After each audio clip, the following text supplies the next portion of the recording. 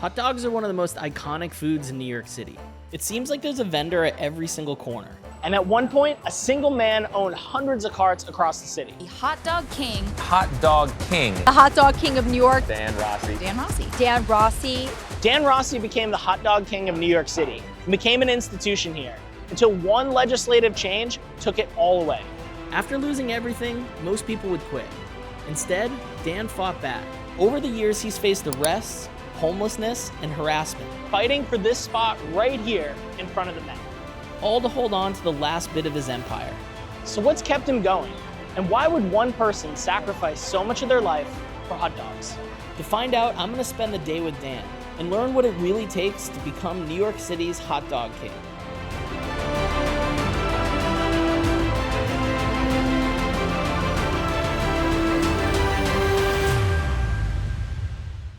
I got to the cart around 8 a.m. You would think being New York's hot dog king would be a lavish life, but the reality of what it takes is far from it. Wow, so you've been sleeping in here for how long? Almost 13 years. Like you don't go home? I sneak away once in a while, but I can't do it much. Maybe not that much.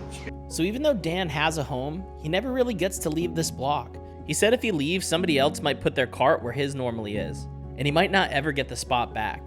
To him, it's not just about the spot. It's about everything that he fought for, and he said a lot of the people that would steal it from him shouldn't even be there in the first place. The locations around the park, these locations I opened up with disabled vets. None of these guys are vets. There's only 2 carts that are owned by vets. Me and my daughter. That's it. As he was telling me this, his daughter's cart arrived for the day, and he had to pause to go and get it set up. I can't believe they do this every single day. I couldn't imagine having to sleep in my van just to claim my spot. I mean, for 13 years, that's like, it's kind of hard to imagine doing that for that long. I mean, I'm sure at this point it just seems like every day, but still.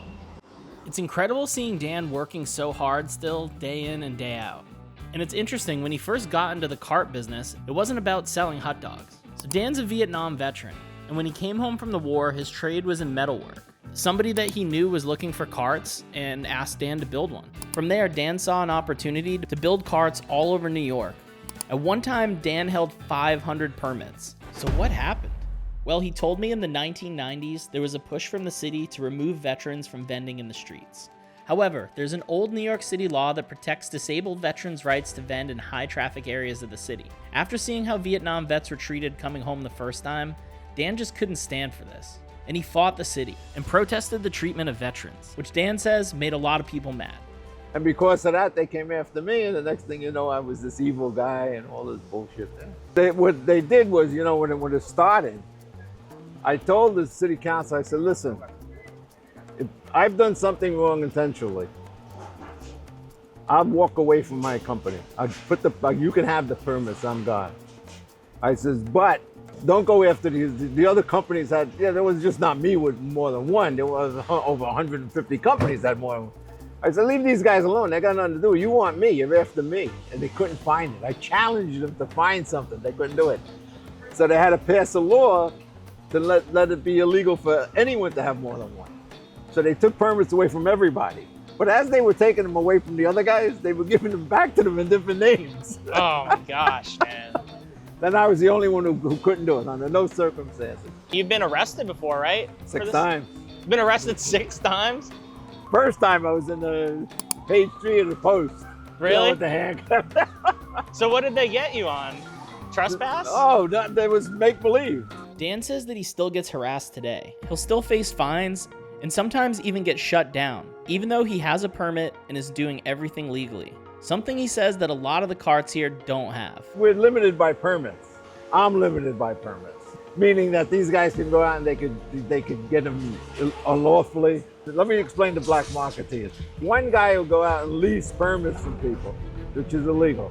He'll put the permit on his cart, hire someone with a license to operate the cart. Okay, so now you have a business. Yeah. But you have an invisible business. Nothing's in your name. The permit's in one guy's name, the licensed vendor's in another name. So you're running a shadow business. Looking into this, according to sources, 75% of the vendors work without a license. In fact, there's only 7,000 permits available and an estimated of over 20,000 carts operating in New York City.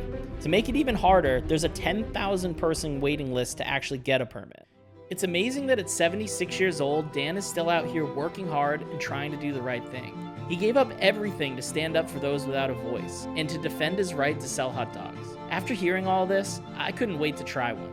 All right, so now we got the truck open. You just kind of pre-cook stuff? We get ready for lunch, you know, and everything is cooked on it. All you gotta do is take a few seconds to heat it up. It's hot now, it's on a grill. So we got on here now, you got your hot dogs, you got your jumbo hot dogs.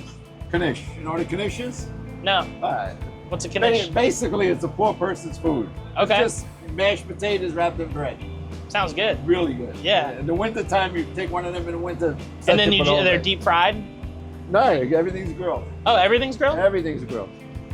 The deep fry is for the French fries and stuff. Oh, yeah, that makes sense. I didn't realize you do fries on here, too. Corn dogs. Oh, corn dogs, yeah. Chicken nuggets and fries. Corn dogs is one of my favorites. Love it. Actually, we just started selling them maybe a little over a year ago. Oh, really? It just took off in New York. You know? Interesting. Before that, it was nothing. Yeah. It wasn't really a thing where I grew up either, but my mom used to buy the frozen ones. They were like my favorite thing to eat. Yeah. Yeah, it's funny. Not us. I don't think I ever ate a hot dog in my house growing up.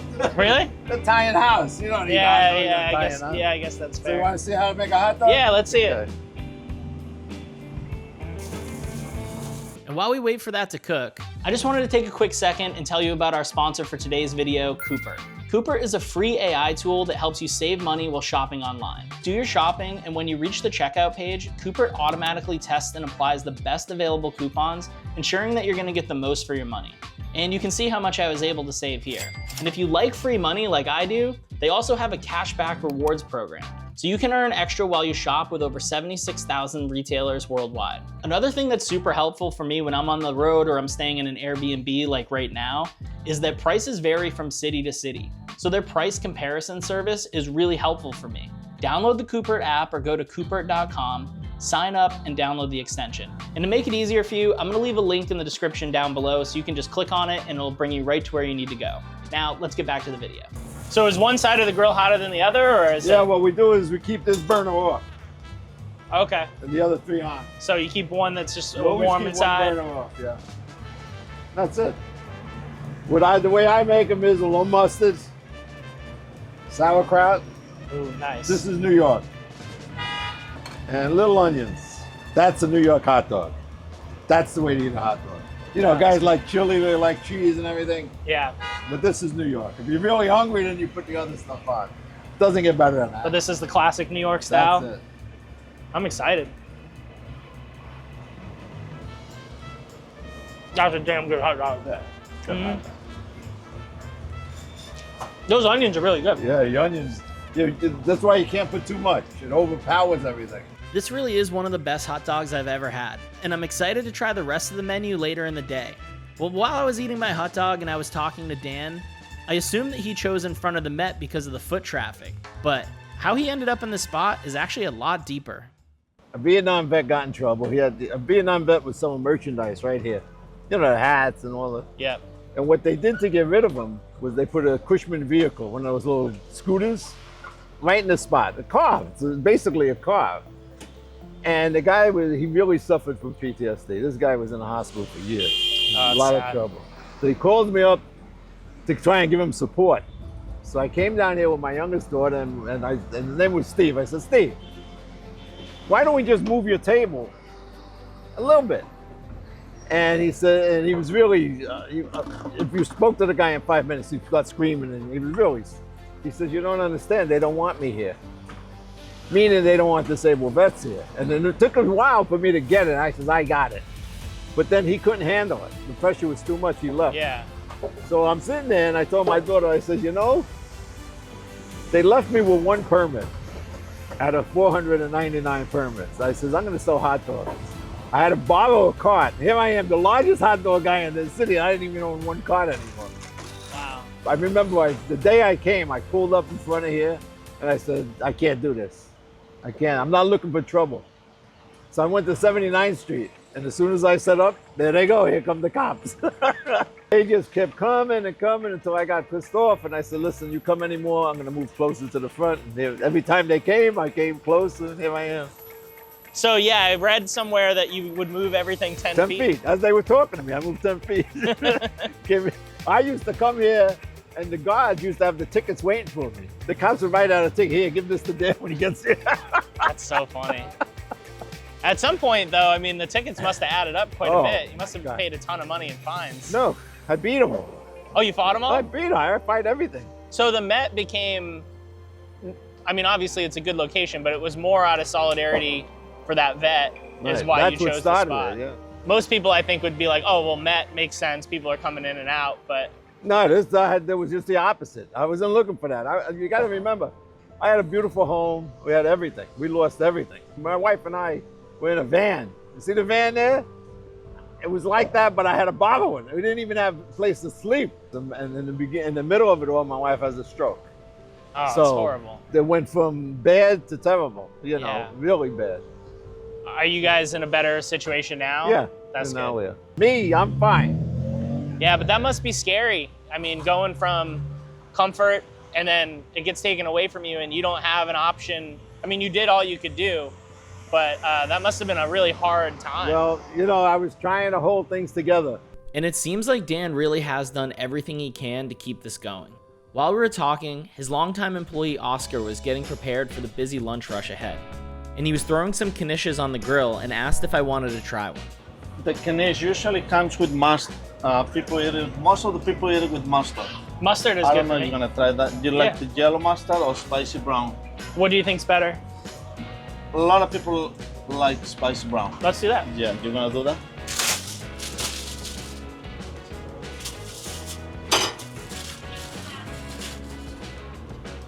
So we open up and we threw the mustard inside the knish. Oh, cool. This way when you eat it. That way you don't get it all over yourself. That's right. That's so smart, because if you didn't do that, I would definitely spill mustard all over myself.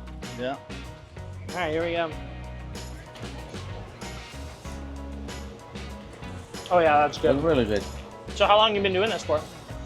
I've been working for Dan probably more than 15 years already. Oh, wow. Around there, around 15.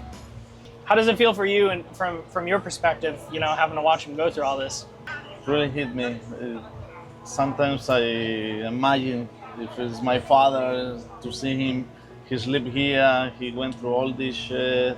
Time they closed him down for 2-3 weeks, and it's pretty bad. He seems like a good guy. He's a really good guy.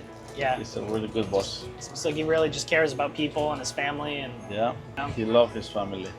Gotta do what you gotta do, right? Yeah, exactly. I mean, that's what it comes down to, right? After finishing my knish, I took a walk with Dan, and he told me that tourists also need to be careful when dealing with food cards, because there's a pretty easy scam that a lot of people fall for. The way if you came to our cart, you saw a price list, you saw how much everything costs. We're the only ones who put a price list, even though you're supposed to. And the way that works is, since this is a tourist attraction, if you come out here looking like a tourist and sounding like a tourist, well, the price of your hot dog just went up. So when you hear about $20 and $30 hot dogs, that happens here all the time. That's a real thing? A real thing. We had the cart once, there was one of the guys next to us, and there was a Chinese couple went over to them. And I think they got a hot dog and maybe a little kebab or something. And the guy says $50. And I looked at the guy and said, what did you just say to that woman? Because I ain't gonna stand there and look at that. He said, no, $30. I said, say that again? He says, okay, $18. Okay. And the woman, now they didn't understand anything in English. Right, they're just gonna pay She realized that this guy was robbing. She said, thank you. You can't even get a hot dog without getting scammed nowadays. It's kind of upsetting. Well, if you go to a cart and you don't see a price list, at least ask how much is a hot dog. Yeah. Because once they hand it to you and you take it, yeah, there you go. You're stuck with it. But I've seen a lot of people throw them at them. Really? Oh yeah. They'll take it and just. Oh my God. There's fights all the time. They pick on somebody who knows what's going on. What are you talking about, $20? Get that. Do you get a break? Do you get to leave?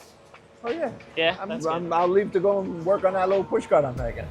Nice. Yeah. Do you have a shop, or do you just do it at the commissary where I had a rent to keep the carts at night, I set it up as a shop too, so I can work. If you want to go there, we can go there. I was intrigued to see how all this started, with Dan building carts. So we headed to the Bronx where he has a shop. This is the new cart. Yeah. It's probably about 80% done by now. I was Wow. working on the electrical yesterday. How long does it take you to pull one of these together?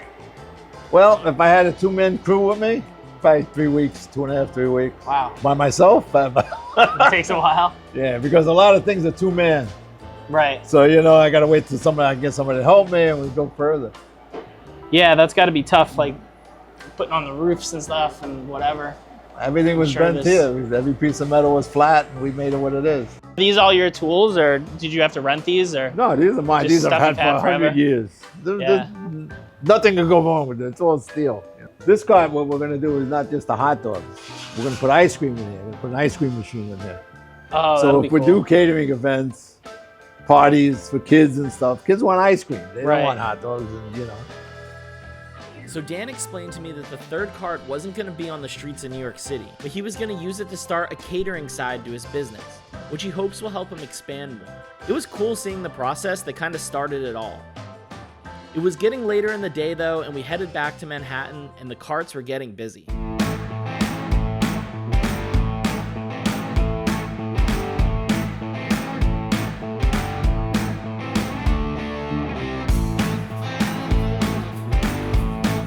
As the afternoon was almost over, Dan decided to head back to the Bronx to work on his cart. And since it was near the end of the day, Oscar offered to make me some more staples of the menu. It was finally my time to eat. Whew, it's bright out here, but I already tried the New York style dog, but I wanted to try some other stuff on the menu. So they basically just whipped me up a bunch of the more popular combinations that you'd get. First one is chili cheese dog, which is one of my favorite things. All right, let's grab a bite.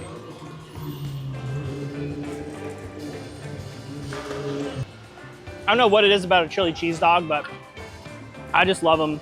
This jumbo dog is awesome. I think it's great that you can get so many different combinations too, kind of whatever you're into.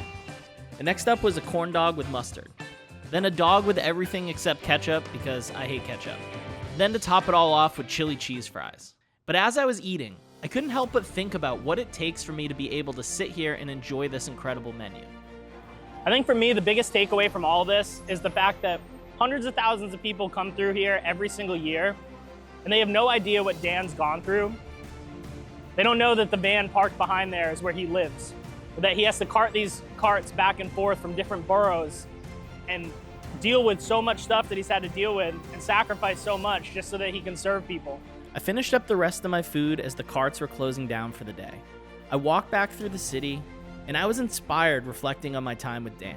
He's a reminder that it's important to stand up for what you believe in and never give up, no matter what's in your way.